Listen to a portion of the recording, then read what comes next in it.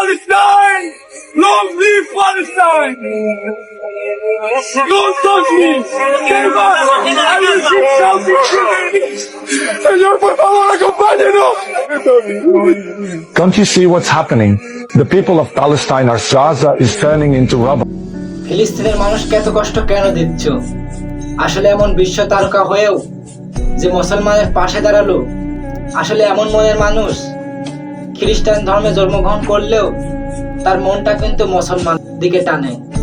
তবে সে যদি মুসলমান হতো অবশ্যই জীবনে কিছু একটা করত, তবে ভাগ্য সহায় হয় নাই।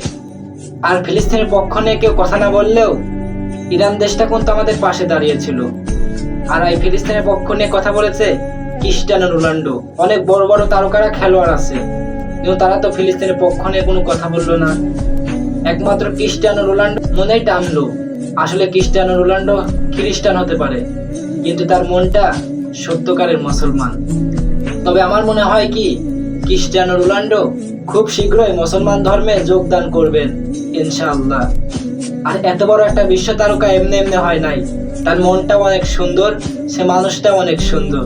যাই হোক, সবসময় দোয়া করি ফিলিস্তিনের পক্ষে, ফিলিস্তিনের মানুষ ভালো থাকুক ইনশাআল্লাহ।